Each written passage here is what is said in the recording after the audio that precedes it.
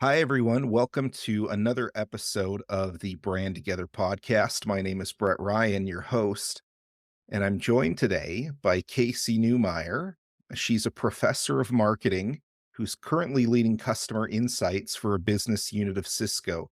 And I'm very excited to have Casey on the podcast today because if you're not aware of Dr. Newmeyer's work, she is, in my consideration, one of the leading academic minds thinking critically about brand partnerships. Her research on the subject is, in my opinion, just peerless. And in fact, her work influenced a lot of ideas in the Brand Together book specifically. And so I'm really excited to have her on the podcast today. And we're going to talk a little bit more about her research and about how we see some of the ideas from her research manifest in the wild, for lack of a better term. So, Casey, how are you doing today?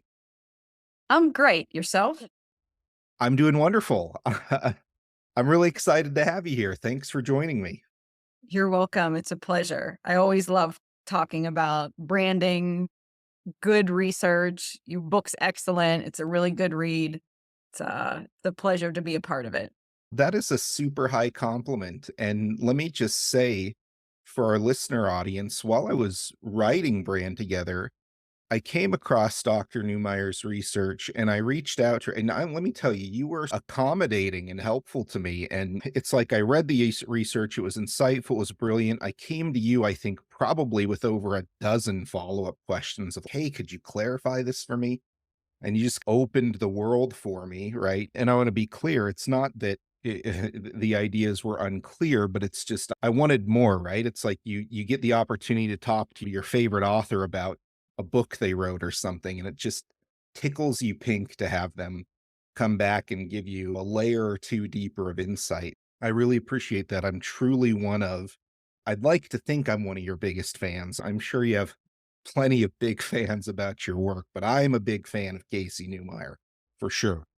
But I want to dive right in and ask you a couple questions because I know we're on a bit of a time clock today. Is it okay if we go ahead and jump in? Yeah, absolutely. Great. Okay. Just for our listeners who are not directly familiar with your work, could you give us a brief overview of the topics and ideas that you studied in your academic areas of interest? Sure. I started my researching on brand partnerships while I was a PhD student at the University of Pittsburgh. I won't say how many years ago that was at this point, but let's just say it was a while. And I was really interested in brands specifically because it always amazes me how we become attached to brands. Sometimes we treat them like they have human characteristics. We pay a premium for good brands. We pay a premium sometimes for products that are branded that have no discernible benefit compared to generics, like things like ibuprofen or other medications, toilet paper, things we pay more for just because it has a brand on it. And I was just fascinated by the psychology behind branding. And then I started looking around and saying, not only are there individual brands that have these unique characteristics and how people form bonds and relationships with them, but also brands are forming relationships with each other. And I found that really interesting. And there hadn't been a lot of research done on, we could call it brand partnerships or brand alliances or co-brands, or there's all kinds of terms that look into these partnerships. Ingredient branding, which is when one thing is put into another, Oreo cookie pieces or put into Breyer's ice cream. That's ingredient branding. So there's all kinds of different ways that these brands come together, and no one had really studied that. And I started thinking, what do consumers think about that too? What do you think, or how do you attribute good or bad things when two brands become one? And that was really the start of my dissertation and my whole stream of research that came after that, that looked at different types of brand relationships. And then I used what we call attribution theory to explain this idea of causality and where we attribute the good or the bad things, the outcomes. Do we attribute it to both brands, one brand alone, maybe neither of the brands? And then I also over time started to explore these partnerships in other arenas, such as when a retailer partners with a charity and solicits donations at checkout. That's a form of a brand partnership, and not between two profitable companies, but a nonprofit and a for-profit company. And how does that change the dynamic? So I started looking at the different nuances of all of these different partnerships. And it's been a really interesting area for me. And I think for corporate America and also consumers as a whole. That's a long-winded answer to your very short question. It's a perfect answer. And something that fascinates me about your work with attribution and partnerships specifically is suddenly I can apply these ideas about attribution theory and brand partnerships, and suddenly it gives marketing professionals a very precise way of navigating these ideas, right? I'd have to imagine there's been a time at some point in the past where a marketing leader has, "Oh, should we do a brand partnership? I'm not sure," or "How would that look in our brand?" or "What would Right, it?" exactly. It's this very hum ho, very intangible, very wishy washy idea. And your work brings a ton of precision to that. The word I would use is empowering. It suddenly puts a marketing or a brand leader in a position where they can be very deliberate about those decisions, and that's incredible. Before I was familiar with your work, I'd managed some brand partnerships, and I'm thinking of one in particular where we ended up not going through with it, but it was a very unprecise decision, right? It's like at the end of the day, we decided not to do it because, it didn't feel right. And that's a decision for or against without clear thinking is sometimes really hard to defend or justify or gather internal support for when you're in the seat of a practitioner. Anyway, so I think it's fantastic. Let me ask you another question. This question's in, I think would be really interesting to me and also our audience. Sometimes you see brand partnerships that, for lack of a better term, just they don't go well or something's missing in their execution. For example, KFC and Susan G. Komen did a brand partnership, right? It did not go well, was not received well by consumers. But I've got to ask, like, how is it that these massive multi-billion dollar companies, even household name brands, can sometimes get these brand partnerships wrong? What's your professional perception on why does that happen? Um, I think they don't always understand how the consumer perceives each of the brands separately and what are the key attributes of each of those brands that are embedded into our mental map. So every individual, we store memories and associations with everything around us. And we also like to link those things together and group them together based on different attributes. And I don't think the brands do their homework and capture the customer sentiment, the customer preferences and feelings about the different brands and the associations that they have with them. And they just think, hey, we're a big company. They're a big company. That's a good cause. We want to support it. And strategically, it makes sense from a business perspective. And they focus on that and then don't look at the consumer side of it, the psychology piece of it.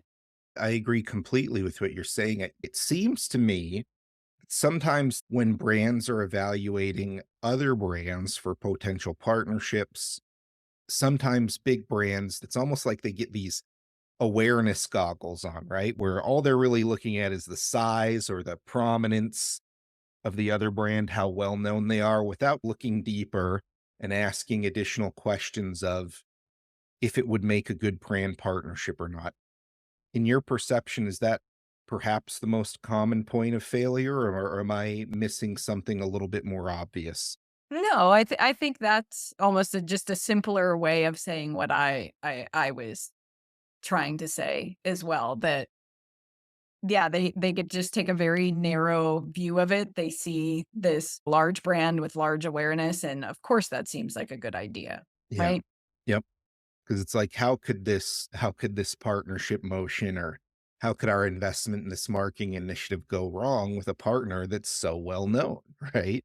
But in reality, like you said, it's all about drawing it back to the customer. And you know what they say in branding, that your brand, it's really down to consumer perception. One pithy quote I've heard is that your brand is what people say about you when you're not in the room. And I think that's used more in a personal branding context. But if you take it and apply that idea to company brands or to more formal branding, it's like, yeah, what do consumers actually think about you? And there are, of course, massive, mega household name brands that people aren't saying positive things, right, about that brand. Or as you said, there are those less tangible ideas that folks mentally map to the brand that, for lack of a better word, that's the brand. And if we go back to the example I love is KFC and Susan G. Komen. What do you think of when you think of the Susan G. Komen Foundation? You think of breast cancer awareness and forwarding a charitable cause and doing critical work for women's and men's, candidly, health with breast cancer. I would even take that a step further and say that when you think about a charitable cause that's directly related to improving human well-being, right? Making people's lives better by curing cancer. There's also the secondary association of wellness. Yep. And how do we prevent cancer? That's eating a healthful diet, being active, exercising, thinking about all of those wellness attributes that are associated with a charitable cause directly associated with health and wellness versus a fast food chain, Yep. right? And what are, we don't need to say them, but what are all of the attributes that you associate with a fast food chain are completely counter to what you think that charitable organization stands for. So, Definitely. this idea of consistency between the brand associations and how they fit together, there's just a huge disconnect there, in my opinion.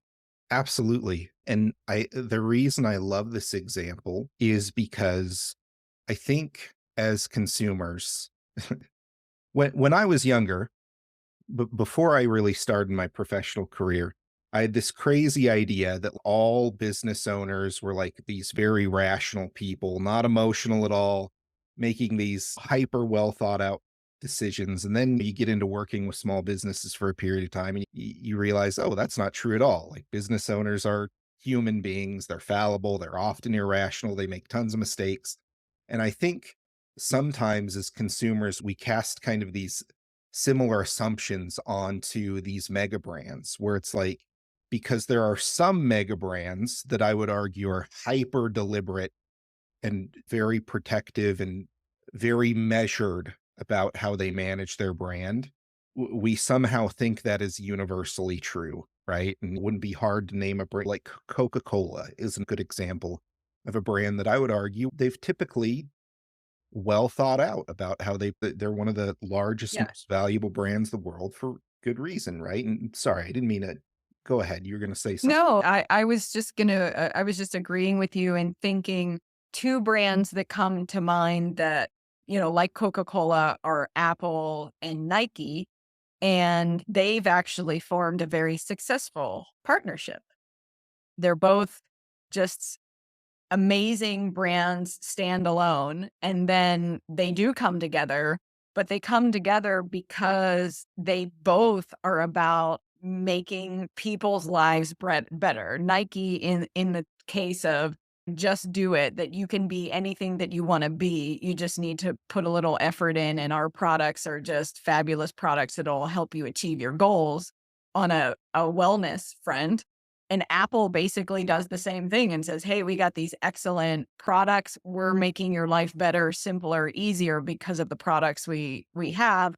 Let's put those two things together." Two big brands can come together, but it has to make sense. Yep, definitely. And I love that example And we see the Nike and Apple be thought out, well crafted. And I think once again, going back and I want to praise your work a little bit more.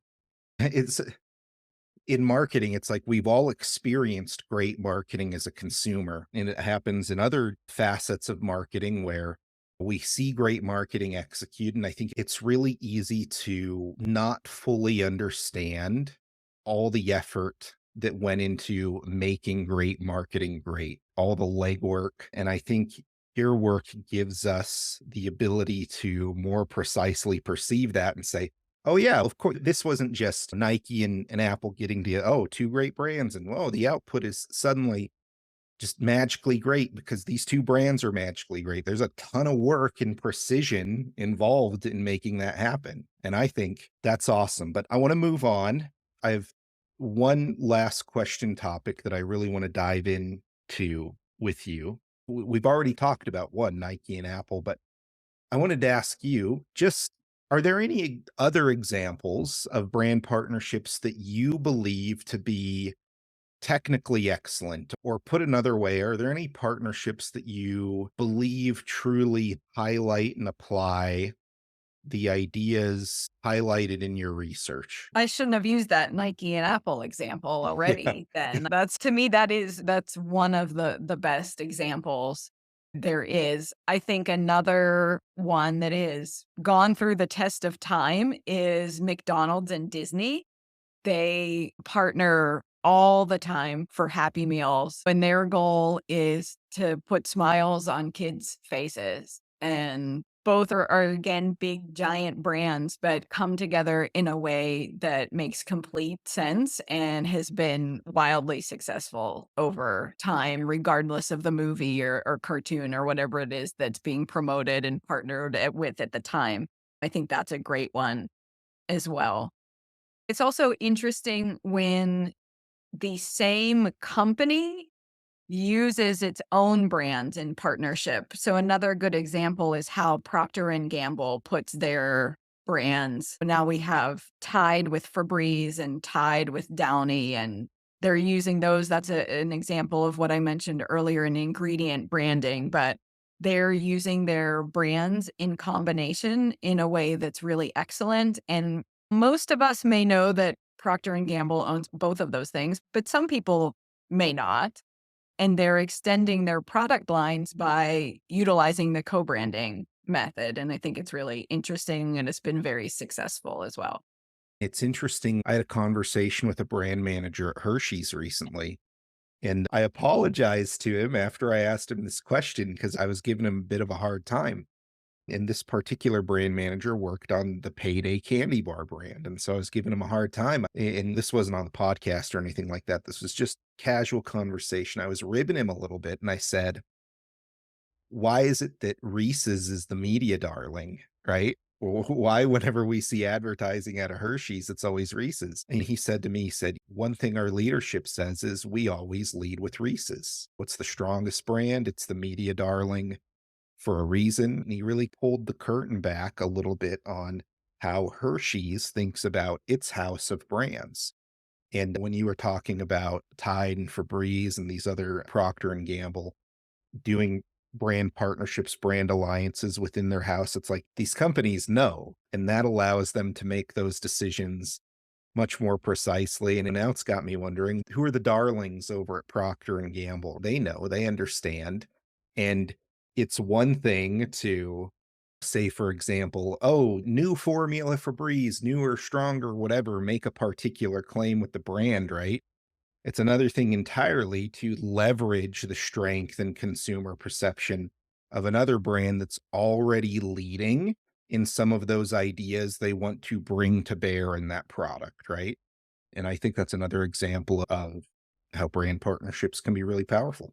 Absolutely, for sure. All of these examples too have been consumer-based examples. There are B2B examples as well that are really successful. Cisco actually just announced a partnership with NVIDIA. Similar thing in a B2B context, making sure that those brands work together, they make sense together, they're bringing these attributes to the table that 1 plus 1 is more than 2 type of thing. So Yeah. we focused on the consumer side because I think that's easiest for everyone to understand, but it happens outside of that world as well. Casey, we'll have to have you back sometime to talk about that. That's a juicy topic. I'd love to understand that more. At any rate, I think we're out of time here. I wanted to thank you for joining me today. And of course, also just once again express my adoration for you and your work. And thanks for joining me today. It was a pleasure. Anytime you wanna have me, it was great to just sit here and chat about brand, about the work, about your book. It's really a joy. Thank you. Thank you.